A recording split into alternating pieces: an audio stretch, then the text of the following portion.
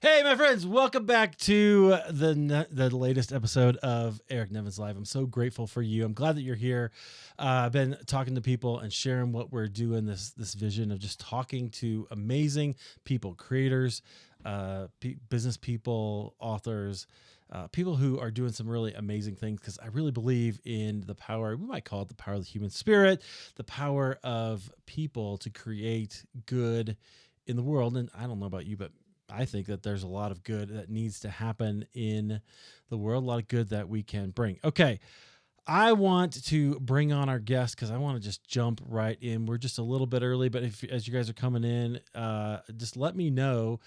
I want to ask you this question. Have you found your zone of genius? Just put that in the comments. Do you know what you're like? If you could say, if I asked you on the street, what's your zone of genius? What's one thing that you do better than most other people, or better than almost anybody? Some people have an answer for that. I'll tell you what, my dad actually is really good at like electrical stuff. Somehow any electrical things fix themselves when he's around. I break it. I don't know. Skips a generation. I don't know what happened there, but he knew his thing, and he kind of spent a whole career there. Some people are like that. Some of you are more like me, where it's like maybe I don't know, or maybe it takes you a while to find it. We're going to talk a lot about that, and I'm excited about bringing our guest on here. So our guest, he is a serial entrepreneur. He is the creator behind zoneofgenius.com. And he has a podcast, The Rundown with Ramon. Ramon Ray, welcome to the podcast. Welcome to the live. I'm so grateful that you're here. Hey, Eric. Well, I'm glad you invited me. Thanks for seeing value in me to share something Man. with your listeners. So I'm honored and excited to be here. Thank you so much for having me. Dude, I'm going to share with you something that I haven't shared, but I don't remember if I said this or not to you in my message, but you probably don't know this, but you've inspired me tremendously. I mean, we were talking Oh, earlier. thank you. I don't know that we have like we've run into each other here and there, but I see you online, and I've seen you be interviewed on all kinds of different places, and you have incredible enthusiasm. Like you're, I try. yeah, you do, which I love. I think Why one time let life be boring? in a job interview, somebody asked me to describe yourself in one word or less, and I was like, but it was like enthusiasm was the word I picked, right? Because that's I relate to that. Yes. But I saw a post from you a couple years ago, maybe, where you said, "Hey, look, you just keep going, right? You just keep persevering, do the thing, and eventually, because you've had some amazing guests on your show, right? You've had some people that I like. Who are some household names that you had? Because I know that you've had them, like Gary Vee and some other people. Household names, not as many as you'd think, but I think some of the best interviews have been regular people. Well, It's been I agree with that, but you've had some anyway. some of the best. My point Seth is, Godin was one who I interviewed, but yeah, but I've more been on stage with household names versus okay, on my podcast. More on stage. Like last week, I was with Damon John, Robert Herjavec, there you go. and I can name drop those all day. But those, so on stage, yes, I've been with some amazing people: Deepak Chopra, Gary Vee, etc. Yes. Yeah, heck yeah. But that comes as a result of perseverance, right? Of and some of your determination. Okay, so here's what I'd like to do. I want to get to know you a little bit. So, like, where are you from? Where did you grow up? Sure. From the born in the Midwest, raised and spent several years in Brooklyn. Now I live several years in New Jersey. So I've been several places between Maryland and New Jersey, Midwest, Ohio in Wait. I'm particular. from the Midwest. Midwest where? Ohio. Ohio. Ohio. Okay, that's Yeah. where I grew up in Iowa. We always get confused for Ohio. People are like, Sure. what do you grow out there? Potatoes? No, that's Idaho. Okay, Ohio. So, what was it like growing up in Ohio? Is that where you grew up? Yeah. But again, being in five places, I wish I had the story of, oh my God, I'd walk down the fields and my hand would go through the grain. But yeah, just a normal, not to be boring, but I mean, just a Yeah, normal, yeah. nothing, just a regular suburban life. Nothing, nothing exciting. I left there when I was 9, so not that I don't remember much Oh, of it. I'm okay. 52, but I mean, it was just a, 2-parent household and riding, as I recall, I guess tricycles up and down the block and, playing like any 9, 8, 7-year-old would do. So it was nice. Yeah, yeah. Good place to be. Yeah, Yeah. that's good. Well, so one of the reasons I wanted to ask you that is because I'm curious. I see your energy when you start a event, when you're Mhm. speaking. Where does that come from for you? Like, is that? Can you point to anything as growing up that influenced you to kind of develop that? I I don't think so, but I do think that God makes all of us different. I think Mm, that that young lady who's quiet and introspective and smart, and she's a NASA engineer. It could be something influenced her. She could have had trauma, or her parents told you to shut up, and she's quiet. But I think, again, I'm not a specialist in this, but I think that most people were dialed different. As you get older and you get your 20s and 30s and 40s, I think that kind of shapes who you become. And some of us mhm. are more louder, more grab the mic first, hopefully in an honorable way, and that's how we are. And that may be uncomfortable for some. Where some people, hey, anybody has a question, they have a question, but for them to raise their hand and stand up, it scares them. And or driving, right? My driving style, I happen to be a very fast driver. My wife, for example, is not. We're just different people. Some people have a more dour attitude. It's not bad, but they may be very introspective. I wish, Eric, that I was more Oh, introspective. I'm not. I wish I was more strategic. I wish I was more deep thinking, but I'm not. So yeah, everybody's different. The guy who has a fast laugh, he may just not be your let's read an encyclopedia. But the person who, right. so we're all different. So I don't think it had anything to do with childhood. I don't think it did. It could, but I Yeah. think it's just everybody's dialed different. Yeah, well, totally. And that's why I'm curious about you, right? I want to Yeah. know kind of how where that came from and what that was. Was there anybody in your life that it really influenced your enthusiasm for life? Two or three people really inspire me. One, in fact, I was talking about him just yesterday as my pastor. His name is Pastor Carland Wright. And this was a period of time we lived together with my parents in Brooklyn, about 16, 17, 18. So he influenced me, not so much for enthusiasm, but just he's a man of God. As you asked the question, I'll answer it. He's a man of God, Yeah, and I good. just love his excitement and passion and fire, but not, yeah, so that's one. Another one I'll give honor to is Yakov Urinsky, Orion Global Solutions. You can look him up on LinkedIn. Hey, Yakov. Just a businessman. When I was working at the United Nations, I would go there during lunch break and sit at his desk, and he would just teach me about entrepreneurship, show me his numbers, and teach me about the art of business. So that was Yakov. Third one I can think of is Mr. Chidambaranathan. He's passed away. He's dead. He was an older gentleman, but also while I was at the UN, he was a Hindu and he was vegetarian. And I had never come across somebody quite like that until the UN to some degree. Yeah. But he was just such a mentor teaching me, Ramon, because I had a lot of issues and I was angry about some things and frustrated where I was working. But he said, Ramon, before you write this email, think about it. And lastly, I'll give honor to my own father. My father passed away about 27 years ago. But I'd like to think, we growing up, it was a bit of a challenging relationship, not in a bad way. Like he wasn't a bad man. He was a great man. He was a pastor. He was an honorable man, just kind of gruff, and I was a rebel. But I would Yeah. like to think that even though I didn't appreciate him growing up as my father, I'd like to think that, him being with me 26 minus 52, whatever age that is, Yeah. dying when I was what, 25 or so, that the years there, even though we had a lot of friction, that he still instilled in me maybe some disciplines and disciplines of life. So those are four people. I don't know if you asked for all that, but No, those are that's four great. people That's in my life. exactly what I'm looking for. That's exactly what I'm looking for, because I think that the people that influence us, um, I think often they go unheralded, right? They Mm, go they're very they can be. I don't think we always understand how influential our words are, how influential mm. just living life with people can be. And so to hear you speak about your dad like that, yeah, that reinforces that view for me. I was wondering, um, one and say the name for me. Was it Yaakov? Was your business mentor? Yes, Yakov Urinsky. Yes, Yaakov, is yeah, somebody I mentioned. Yakov Urinsky. yeah. Was a He's was a half. He's business part mentor. Israeli.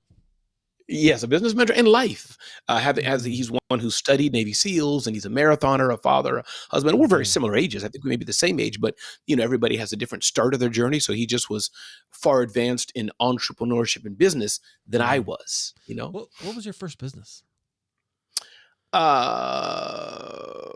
First one was Family Computer Consulting Services. That is at least the first one that was registered. That was, and all my Okay. businesses are one person businesses, small, but Family Computer Consulting Services was while I was at the UN installing modems and computers and Oh, motherboards and helping people with their software and all those things.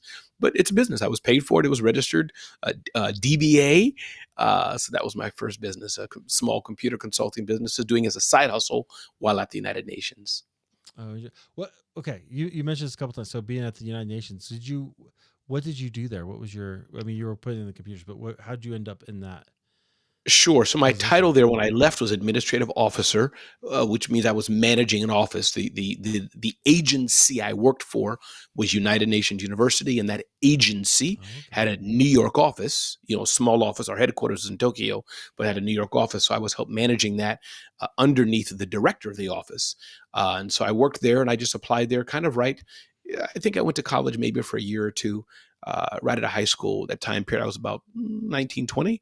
And so I just applied there, and the first position I got there was kind of a secretarial role, clerical role. Hmm. But then over the years, I was promoted or given the role of being a administrating an office. Interesting. That's got to be a fascinating gig, right? Is that one of those places where seeing behind the scenes and how Yeah, things work is fascinating or like kind of surprising, perhaps? yeah. I think two ways it was interesting. I think the nuts and bolts of the office again, like any place you work, even your job, Eric, my job, you work at something where outside it's prestigious. Like, oh, I work at Tesla. I work at the White House. Over the years, not boring, but you forget to outsiders, this is a cool brand. So day to day, though, it was a regular office. You go in, you badge in, and you do the paperwork and the other things needed to keep the office running, the internship program, getting petty cash for consultants coming in, things of this nature. So that's one, the boring side. But that was that being that experience at the UN really since it was the early 90s, that was the cusp of streaming. We excuse me, YouTube. I don't know if YouTube was very popular then, but you would go, I had a camcorder from Radio Shack, and you'd Oh, get wow. your USB wire and plug it into your thick Dell Latitude, really thick back then, computer with maybe 4 megabytes of RAM or whatever. Plug that into the Ethernet port, download software, and stream it to something called Ustream. Some of the OGs may know Yeah. Ustream.com. I'm sure it's bought by somebody else by now. So all that era where I was blogging using Microsoft Front Page, helping them create their first website, networking printers. Sounds weird today, but that was a Yeah. season early 90s where you had a printer connected to one computer. And if you wanted to print, you would take the thumb drive and bring it to somebody or save it on a floppy disk, and you'd ask somebody to print it for you. So it's part number two about the UN. That gave me the experience of technology. And then the cool part, I think, would be once a year when the General Assembly happened. That I must say was pretty cool. Seeing heads of state. I think I was there when Barack Obama may have been there the last year I was there. I believe President Clinton, possibly George Bush. Can't remember. I was there for a minute. But seeing heads of state, Hamid Karzai. Some may know that name from the Afghanistan war, and the gentleman with the green robe and the kind of hat he used to wear back in the Yeah. war. So that was cool. Being able to be with heads of state, that was probably the coolest part of it for sure. Interesting. Yeah, I think those kind of situations where you get to see people behind the scenes stuff. Mm. One of the things that really hits me in those situations is they're just people, right? Mhm, Like mhm, even though they're mhm. leaders, they're still people, and so they're still, Yes, like all of us, we're limited. We can't see what's going to happen. We that's choose right. events, we choose actions based on what we hope happens, Yes, and it's tough to see sometimes. To give that kind of grace to people who are leaders because you would like to yes, hope they have a lot more control than they do, but that's not always true. yes. And when you say they're just people, I think that's very interesting because yes, they're just people, and I think the special people they are is, as a friend of mine was telling me, it's the office they hold. So if Yeah, I that's good. became president of the United States or president of a corporation or the head of my family, take it where you were, that office, yes, you're just a person, but man, the decisions, the weight, the power, the influence you have, you do something stupid, you're on the news the next hour. So that kind of thing, I think, is, you're right, 100%. And it's the office, really. They represent the power of that office at that time. Yeah, absolutely. Yeah. Okay. So you got me thinking in all kinds of different ways. I'm thinking about, man, as a young man, I can't imagine what it was like to be there because, yeah, as young, I don't, maybe young women do this too, but young men have a certain hubris. I don't know if you had that, but I Mhm, did, like, of thinking we know how to fix everything, or we know mhm. whatever. And I might have found that challenging if I were you. I don't know. to see these You mean people. be able to But fix the yeah, world and save the world with all the heads of state, you mean? 100%. Yeah, totally. Oh, Right. Like I want to be Superman. yeah, I think even today, I mean, I love politics. I'm deep into politics. I Oh, watch cable okay. channels all day long. Yeah. But yeah, I think that what I'm learning though, I think I can. If you meant like I can fix anything and like a MacGyver type person, that I'm pretty handy. But I Okay. find, Eric, that with world problems, people are people, and me and Eric are fighting because he said I shook his apple tree. I'm saying his apple tree shouldn't have been in my yard. Hopefully, we come to terms. But when you think Right. about it, both of us are right. Eric's upset because 5 years ago I yelled at his kid. So that's really why he's upset about the apple tree. But I'm upset because I asked, can I have an apple to give a neighbor? Eric told me no 7 years ago. And it's all an emotional mess. And that's the bottom line of most world problems. Yeah. Yeah. Yeah. I love that. Okay. I want to ask you. So your website, you've zoneofgenius.com, right? And this is your where you have a lot of content. Mm. Tell me about that. Like, why is that? Why did you pick that? And Yeah. why is that important to Yeah, that's my fourth or fifth business or project, you? just to give people the history. I had smarthustle.com and sold that. And that was my platform for entrepreneurship. I had smallbiz at technology.com, which I sold as well as Smart Hustle. And that was my earlier platform for entrepreneurship. And I think the bottom line is that I wanted a platform. I didn't want to just blog on Medium or whatever the platform of the day was, or Facebook or YouTube. I wanted a 100%. platform to be a publisher. I like content. I believe in it. And so that's where I came up with Zone of Genius. I had bought the domain. I saw a friend of mine. His name is Joel is his name. He's a bass player. He's a singer. He's a musician. He's an amazing artist, musical artist. And I saw him performing on stage at a church we were at. And I would just, as I recall it, I was like, this kid's in his zone of genius. It just snapped into my brain. And I said, I wonder if the domain's free. So I bought the domain. It was available. And this will be the third .com, or the third publication that I'm building to grow it, and really as a resource for small business owners to help them live life fulfilled, to really help them come to a place where they can understand about leadership, about hiring, about AI, about technology, about social media, about mindset.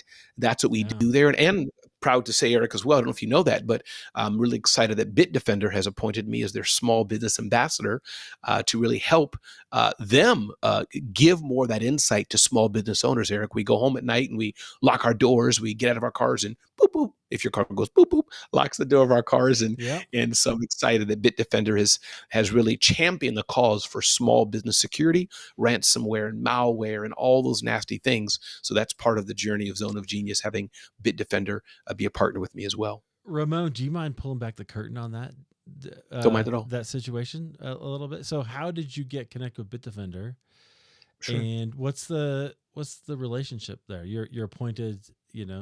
What's the word? You have a word in your what do you, in Small your business ambassador. small business I'm not ambassador? sure if Okay. it's Well, that fits right in with the UN right there. I guess that's good. So, but where? How did that but happen? Because I know that a lot of people who follow me are creators, Mhm. podcasters, people who also create content, and we're going to get to some of the Zone of Genius stuff. I want to talk Yeah. about some of the encouragement stuff And this is here in part of just it, a actually. minute. But tell me the This is story. part of it. Yeah. Yeah.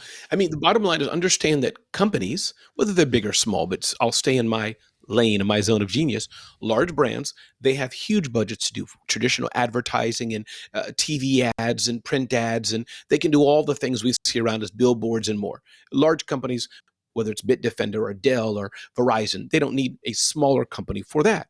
But many of these brands that I get to work with, and again, Bitdefender is an amazing partner, they have a budget set aside where they say, we want to work with humans. We want to work with, as it were, influencers, people who have a following, people who are well Mm, spoken, people who can represent us to the market. So that's just to give context for people. right. And so I had a relationship with somebody who already was at Bitdefender for some years. They knew me, I knew them, they followed me. So keep that to your side a minute. Yeah. And about 2 years ago, I was at an event and I was speaking, and Bitdefender was at the event. They had about 5 people from their team.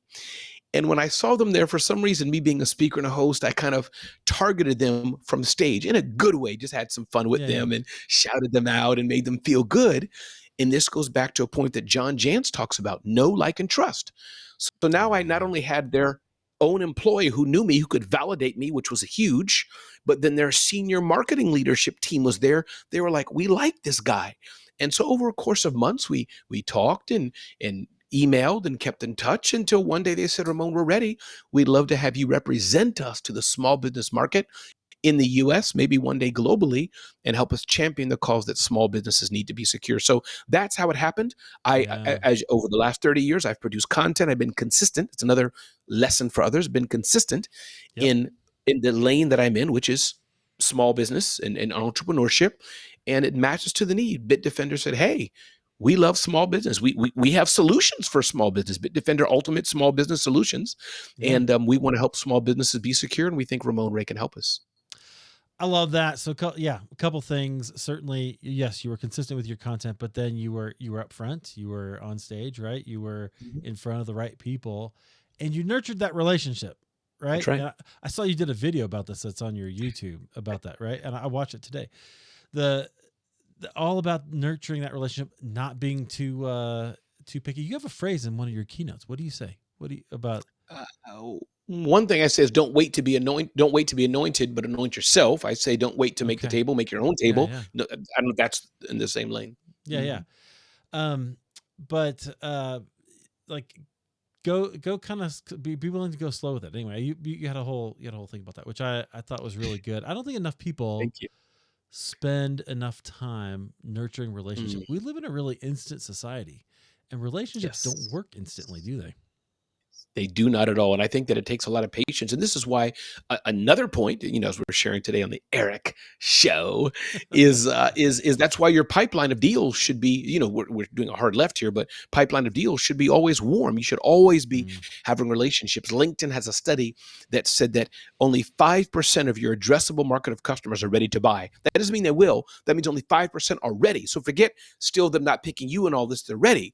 That means there are 95% of people that potentially could be your customers, but they're not ready to buy. So hence going back to this thing, what we're talking about here is that this is why it's always important to be out there, showcasing yourself, adding value, being a nice person, smile, be positive in what you're doing in your lane. There's some company out there will hire you, or somebody will say, Ramon, can you be on their podcast? And you're working with Eric now on his live show. There you go. right, right, 100%. I love that. Okay, so I love that. Um, I want to talk about your podcast. I want to talk about what you're doing there here, and I want to talk about the idea, the concept of zone of genius, and how you're helping entrepreneurs. Because I know, like even in the questions, people are wondering, how do I find that?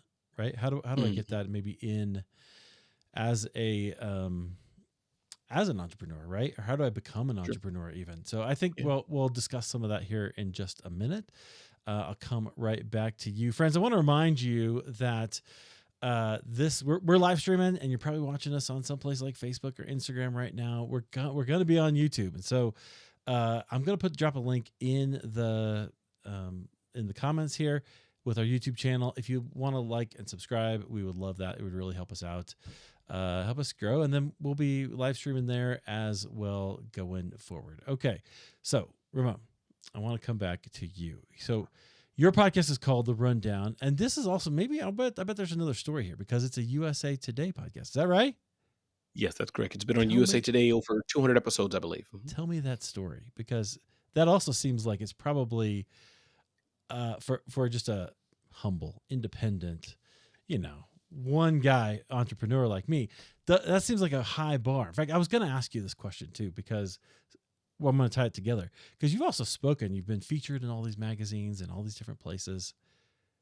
How do you do that, man? Like, how do you get that kind of attention, and how did you connect with USA Today specifically? Sure. Well, speaking from a humble, solo, simple guy, I'm Yep. happy to reveal my secret to you, Eric. Okay, good. Um, in fact, USA Today came to me, and they came to me in the same way that I connected with Bitdefender. Similar way, meaning I got a LinkedIn request from an executive at USA Today Network who manages their streaming. And he said, Ramon, I see your content. In fact, Ramon, I was in the audience when you were speaking some years ago, and I never forgot you. Now I'm a senior executive at USA Today Wow. Network. We're looking for people who can produce great content. Would you be interested in having your own show? And I said, let me think about it. Yes. yes, I would be interested. And lo and behold, so that's the summary of the story. But I think the lesson for all listening, Eric, the lesson for all, I think, is, as we've said, uh, keep at it. Keep doing the work. Keep adding value and understand that everybody's not for everybody. That's the thing to understand. There's a special way that I show up, a special energy that I have, a special way I laugh, a special way I speak, a special way I telegraph to the world that's not like Eric's. And in the same way, Eric has a special way he laughs and shows up. His mic is so good, his lighting. I don't have a lighting like this, even in my regular studio back at home. I'm in right now. I'm in California right now. My daughter's going to give. I don't know if I told you that my daughter's going to give birth soon, but Oh, point being great. is that, thank you, is that I don't have all that. So we all show up different. Yeah. And I think once you find out how you show up different and you keep showing up, as Seth Godin says, Yeah. people like us do things like this. Yeah. So you don't have to search and scratch and pull people, but you can say, hey, listen, here's who I am. I make pink balloons with purple donuts. If that floats your boat, come on by. If it doesn't, go to the gal who makes glass cups with popcorn sticks. I don't even know what popcorn sticks are. I Right. made it up. Well, I could see that at the baseball stadium. Maybe we'll see. I love that. And so you're talking about accepting yourself, right? And being okay being who you are. That's right. We live in a world that's not really conducive for that, right? If you look at social media, well, actually, let me nuance that a little bit. I feel like social media does both, right? On the one hand, if you get on social, I just love social media. I shouldn't say that out loud, as a Christian. But why man shouldn't you? here. Why not? I'm just kidding. I'm mostly joking. Oh, But hey, but like but to your point, some people may be offended by it, but it gets hey, a lot. it floats your boat. It gets a lot Yeah. of hate, right?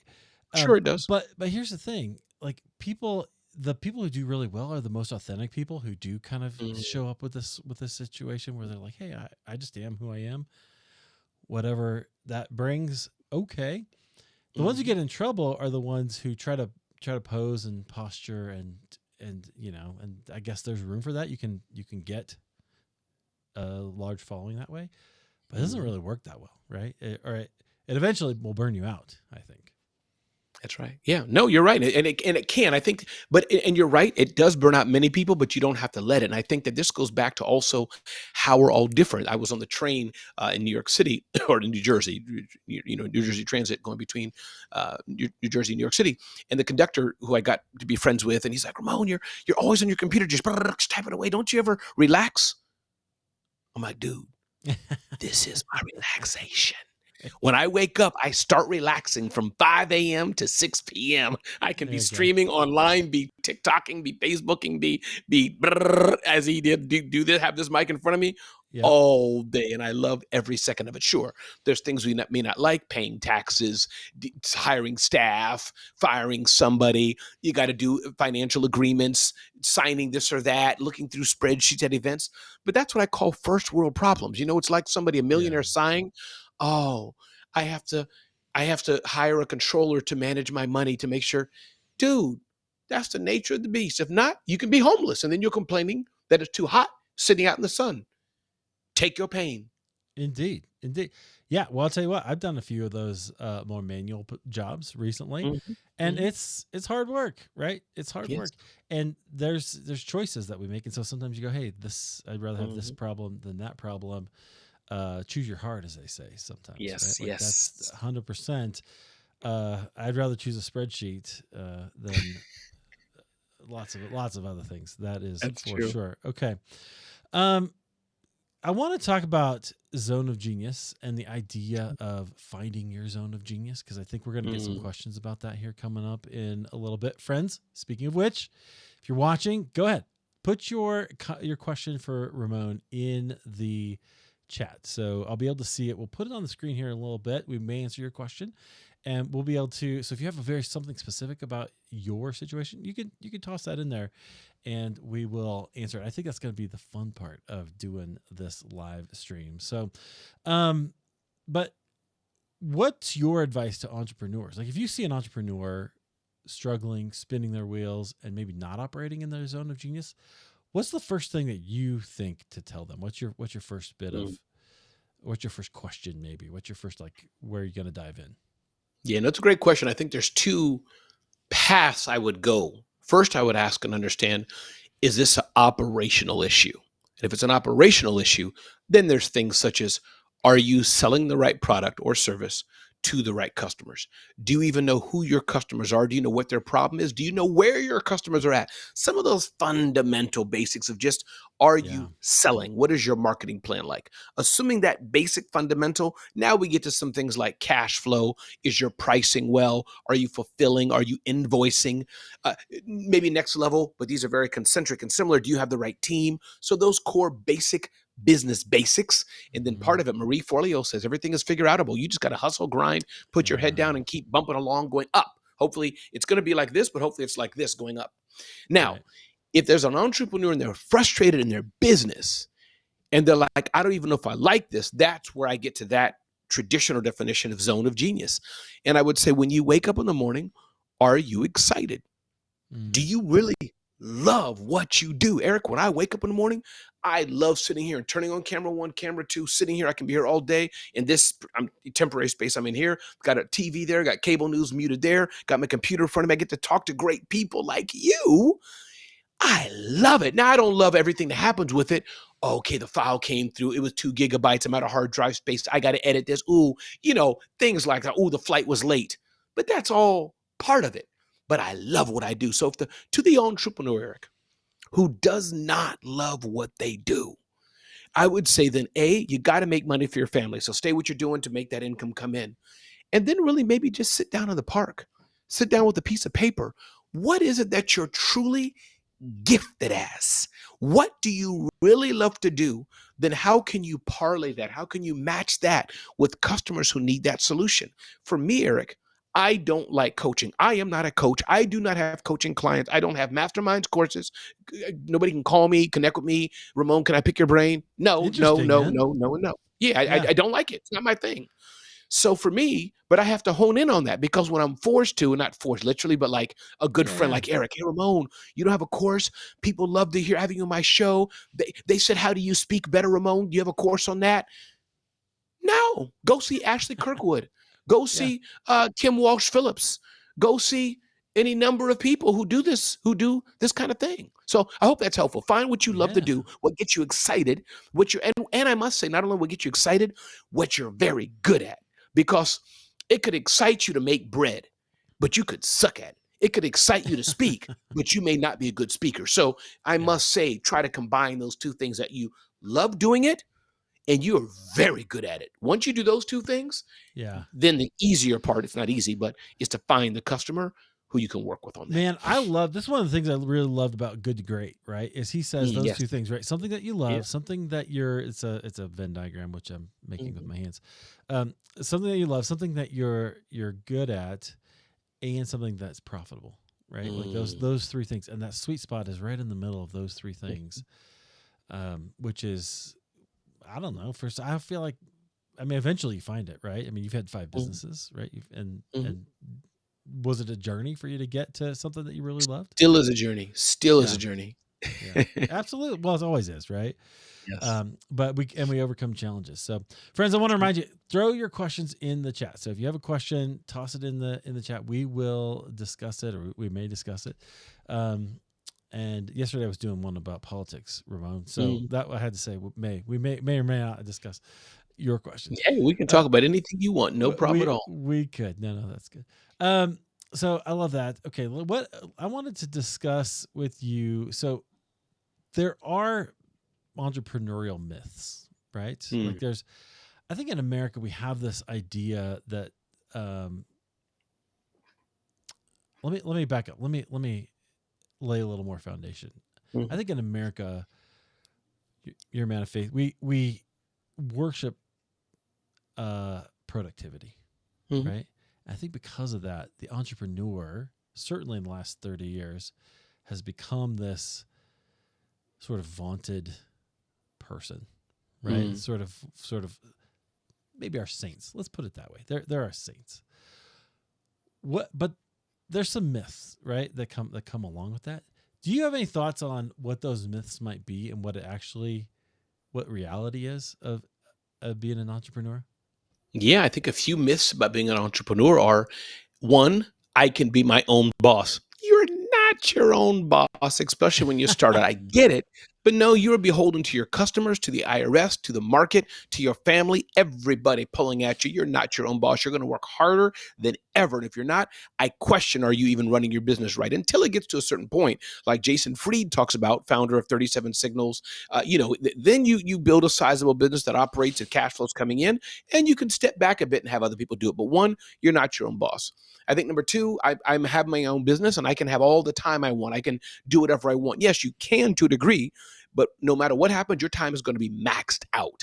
I think those are two. I think the third thing is that for some people who are negative, I heard this from, in fact, some relative of mine, is that entrepreneurs, like those selfish entrepreneurs, those capitalists. No, entrepreneurship, business owners, and their cousins, business leaders, we're the ones who provide jobs. Jenny goes to the bank and gets a loan for $500,000. She opens up her Subway's restaurant. She's able to hire 4 part-time people and pay them. Bob is a landscaper and he has his business, is growing well. He hires people to run his landscaping business. Or Becky Ann, whatever name you want to give, she has an accounting firm and she hires 20 people in her accounting firm. Entrepreneurs, business owners hire people. So those are a few myths. Right. Yeah. I think that's so true. And people don't understand, I think, how hard that actually is to do, right? To employ people. Like it can be a challenge because you got to fit personalities. You got to fit, you got to make money in order to do that. That would be helpful, right? Yeah. That could be a challenge, right? 100%. I love that. Okay. Before we get to questions, so friends, toss your questions in the chat. I want to hear your questions. Before we get to that, I wanted to ask you about the concept of mindset, because that's one of the tabs on your thing that you talk about. Mindset, I think is a really important. It's something I've worked on. I went on a little mindset journey a couple of years ago where I read a bunch of books, including the book Mindset, Carol Dweck. Right, a really really great book, and I had about 4 or 5 other books that were a part of that. But I think it can feel a little bit like a squishy subject to people because it's all in your head. How do you define mindset, and then give us some of the ways that you've nurtured your mindset? Yeah. I think the best example of mindset is I have a choice to be the thermometer or the thermostat. If I'm a thermometer, that means I'm impacted. I change based on the situation that is around me. If I'm the thermostat, that means I change the situation around me, or at the very least, I change myself. How that works in practicality. I go to work, customers screaming and angry. I can choose to embrace that, have that come upon me, and now we're both having a shouting match and the whole office erupts and we're both angry. Or I could choose to understand, no, I choose the customer's angry, cursing at me, spitting on me, not spitting in, that's Yeah, not I know what you mean. comfortable. But you're really angry at me, and I can just say, customer, I get that you're upset. So sorry for what happened. How can we make this right? And I can diffuse the situation. So mindset is really, I choose to continue on no matter what happens. And I must say, Eric, even if it hurts. Eric's my customer. He ordered something. I didn't send it properly, undercharged him, whatever it is. Hey, Eric, I sent you the order I charged you $10,000. It should have been $50,000. I made a mistake. Or, hey, Eric, thank you for this. We sent you the dog sleds that you ordered, whatever. Yeah. Guess what? We only sent half the order. So whatever it may be, I choose to embrace a different outcome. Or would I choose to speak? Would I choose to think? How I choose to operate? I can dictate how that outcome will be, if not for others, which is a bonus. Definitely for myself. I can choose how I react to a given situation. Yeah. Yeah, I love that. I kind of learned that in customer service. I did like 10 years in a call center. And for a long time, I would be very triggered, and because people were very upset. Worked at a bank, they didn't have money. That you're dealing with something where people, it's one of their most important things in their life. That's right. And it was very difficult at times until I figured out that it wasn't really about me. Right? Like it was about how do I help them solve their problem? Right? How do I get that? And I feel like that's a mindset. Like you can apply that to almost any relationship you have. You can apply that to your relationship with your wife, your kids, your parents, your friends. Like if you just make it about, we had this conversation a little bit yesterday too with Corey Nathan about, we were talking politics and religion. That's his thing.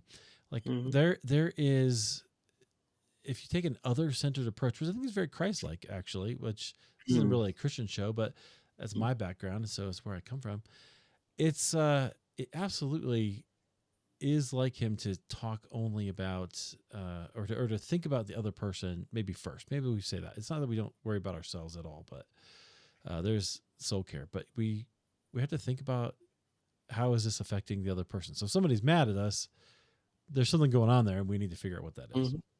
That's right. 100%. No, I agree. Right. Listen, it's Christ-like, as both of us are Christians and people of faith. And of course, those who are not, it's part of the right way to live life. You look at any of the memes, any of the great people who are doing the great things that people watching this, people listening to our conversation like, it's just a better way to live life. You can choose to get angry and add fuel to the fire or not. Or some people say, this is not my thing. I said the other thermostat is my original one, but it's like me giving Eric poison. No, Don't give me me poison. eating poison, waiting for Eric to die, or something like that. Right. It's Oh yeah, yeah. yeah. It doesn't work that way. Yeah, that's right. That is correct. That's the thing about bitterness. I love that. Okay, so we are going to take some questions, Okay. and And by the way, shout out to Eric's fans. Thank y'all for sending questions in. yeah, Thank you. Can I mention some names and shout them out, Eric? Is that okay? please do. Yeah, Thank you, Tracy and James and Sue and so many others who are participating. Appreciate y'all being here today. Thank you. I love that. Okay, so friends, you can do that wherever you're watching the stream. You can put a comment in, and we will answer them or give it a try. So let's go grab a couple of questions, and some of these maybe we covered, but maybe we will do something different. So we'll take a look at it. So let me see here. Oh, this is way too big. That's not right. What did I tell you, Ramon? I'm still learning. Still That's all good. learning. I don't know why And that's that so means big. there's always room for hope if you're still learning. I'll tell you what. I love to be. I want to look perfect, but if you've seen me, you know that's just not ever going to be the case.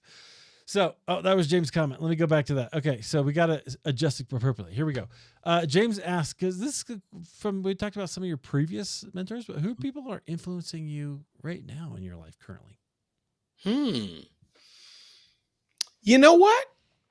I dig me some Marcus Lemonis of The Fixer, formerly The Prophet on Fox. I like how vulnerable he is. I like how laser focused he is. I like how to the point he is when he needs to be, but he can instantly be that compassionate person to give you a hug. So Marcus Lemonis, that's one person. Two others that I've never met before, but I look to as one is Tyler Perry.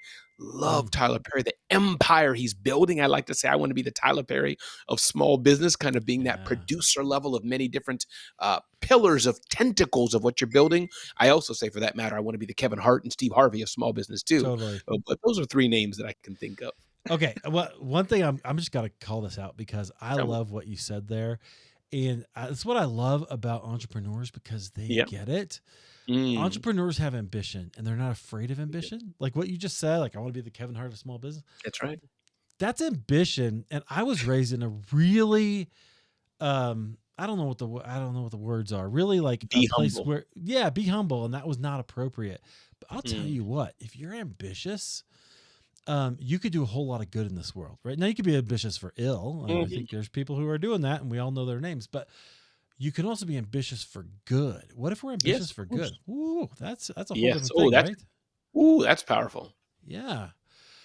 How do you reckon? Did you ever struggle with ambition at all, or no? You're just that's who you are, and you're Um, uh, well, and ambition, I'll use another word. No, I've never struggled wanting to achieve and do things. But again, mm, achieve and ambition, just to clarify, I've never wanted to be a billionaire. I just like, sure.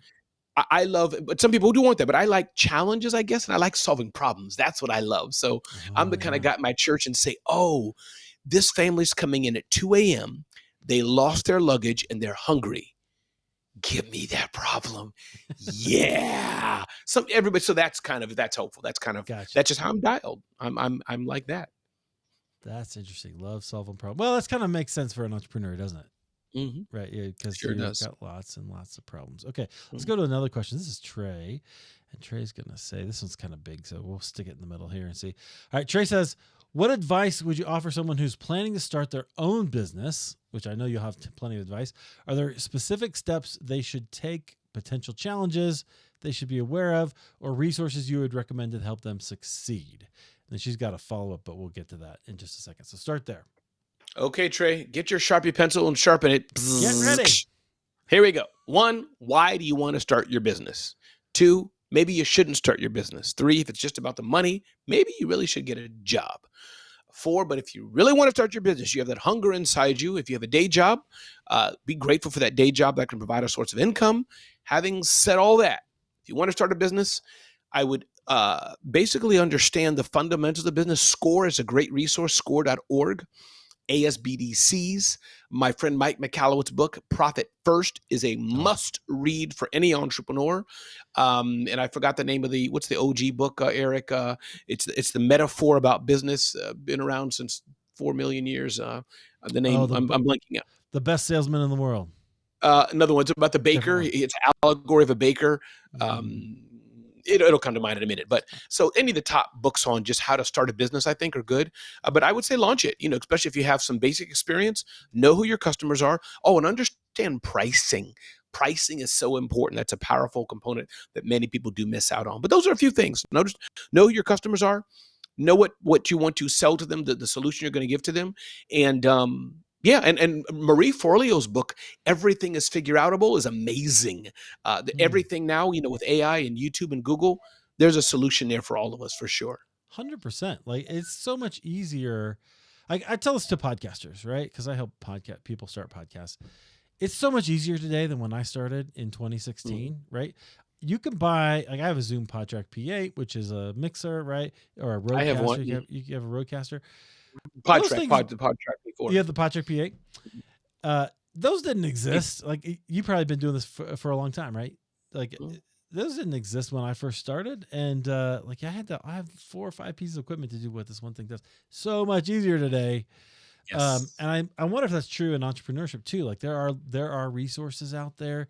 There are some of these people who can help you. I'm reading Benjamin Hardy has a new book about scaling that is really good as well. I'm listening to that at the gym while I lift and take care of my body. I take care of my mind at the same time. Listen to a little bit of Benjamin Hardy. I like him. So there's lots of good stuff there. I love that. That was good advice. She follows up and says, additionally, what key factors should they consider when developing their business plan and identifying their target market? Yeah.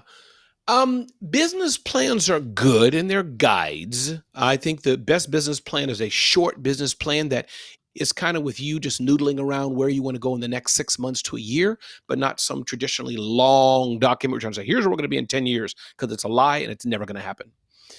And it should constantly be adjusted. But I think to identify the target market, I think sometimes, and I love the question, Trey, thank you, but sometimes it's simpler than we think. If I'm a landscaper, conversation with myself. Do I want to landscape to maybe middle income people that are going to be very price sensitive? I probably need more of those to make $500,000. Or do I want to have a boutique business with high-end homes that want to invest in their best yards?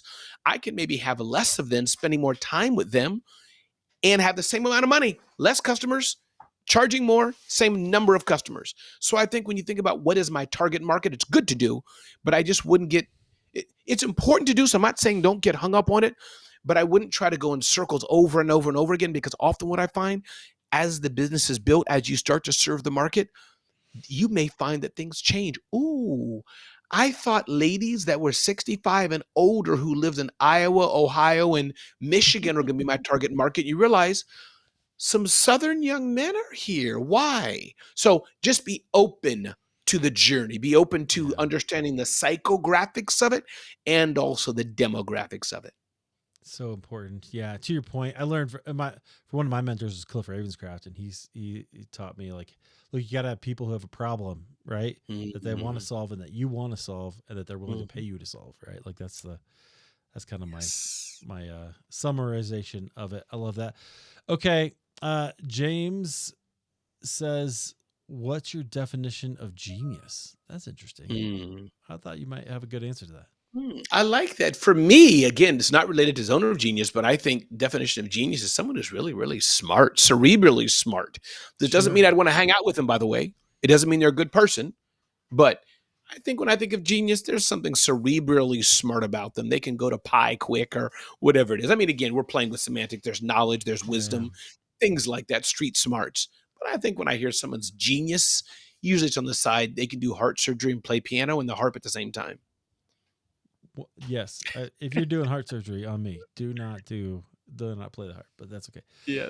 okay. I But if they're love that. genius, that means they'll succeed, and you can be in their YouTube video, their YouTube viral I, video. I guess so. We started to talk about this when James had another question. How do you find your zone of genius? Like, so we kind of play with that a little bit. Some of us trial and So error. how does one, or how did I find mine? How does one How do, find? how does one find? Oh, I see. I think that's the combination. Yeah, as we said, I think but it's worth repeating.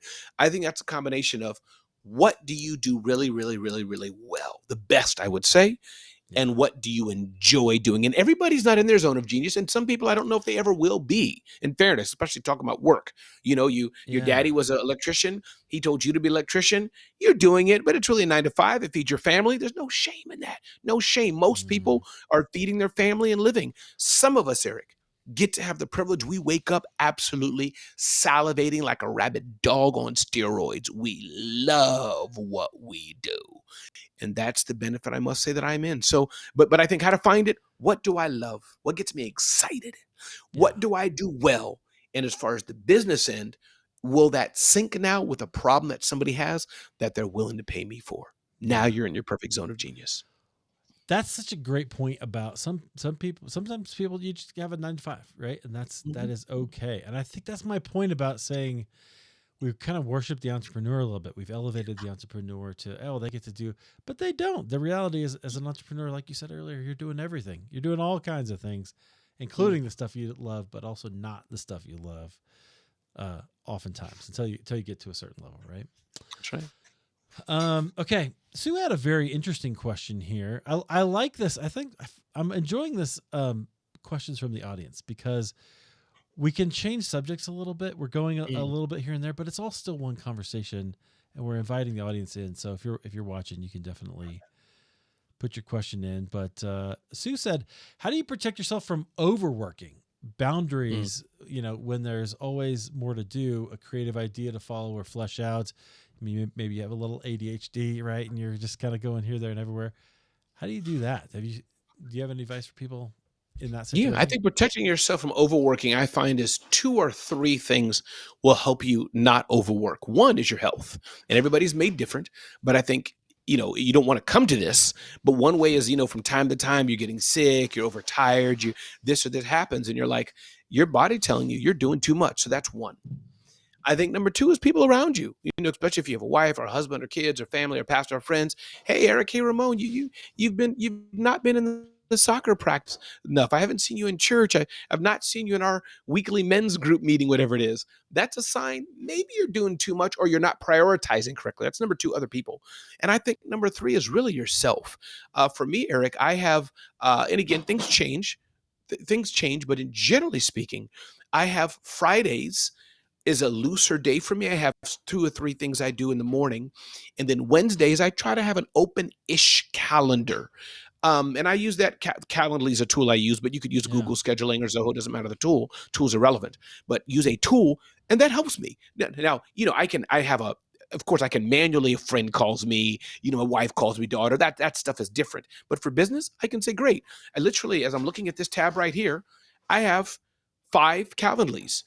VIP one-on-one with Ramon, a client scheduling thing for a certain client I have that's a tricking a Calendly for them. Another client I have, regular one-on-one with Ramon, and my show run down with Ramon. So my point is that systematizes and helps me discipline that Mhm. I can choose how I want to work. Yeah, that's so important. So you're really talking to systems, right? Figuring out your systems to Yes. automate the things that you can. I'll tell you what, I was terrible Mm, at calendars and showing up and being at places on time before I started this whole thing. And now I'm like, no, let's. If somebody's yeah. late to a Zoom or something, I get like I can have grace, but I find myself Yes. going, oh man, this is annoying. And then I go, oh Yes. yeah, I used to do that a lot. So And it it's depends on how late they are. But someone who's, if they're 100%. Yeah, habitually yeah. 10 minutes or something, that's, I mean, I shouldn't say no excuse. We all need grace. But I can count on 100%. my I'm not fingers in 30 years when I've grossly messed up, but there was a reason. And the reason could have been I right, was right. dozing. Right, right, exactly. There's lots of ways, and then sometimes I still make mistakes, and so I have Yes. to give grace to myself and everybody else. All right, Ramon, thank you very much for That's being it. here. What a great We're done. conversation. This is your podcast, The Rundown with Ramon Ray. Friends, you can find it any place you find your podcast. You can find Ramon at ramonray.com. And Ramon, you're a speaker too. We didn't even talk about that. Speaker and MC, like you are fantastic. Guys, check out his YouTube videos because Ramon is great. Ramon, thanks so much for being here. I really appreciate it. Thank you for having me. It's been a pleasure to serve you and your audience and share. Thank you for letting me join you. Thank you. Amen. All right. Hey, friends, thank you so much for joining us, for your questions, for your engagement, for checking this out. I hope you were encouraged. I hope you enjoyed it. I hope that you walk away with at least one lesson, one thing that you can take away and say, I'm going to apply that and take it forward. We'll be back tomorrow. We got a whole nother conversation that is going to be exciting. So I hope you'll be here and join us for that. Don't forget, go to YouTube, subscribe. You just look for Eric Nevins Live. That's the name of the show. I couldn't think of anything better. Maybe you have a better idea. Let me know. Eric Nevins Live. That's what we do. And you can find us right on YouTube. Subscribe. We're trying to build that up. So I appreciate you being there. Okay, here's the thing I wanted to do. I want to leave you with just a little thought. Okay, here's the thing. Remember, you're only human, but sometimes humans do extraordinary things. Go do something amazing. We'll see you tomorrow.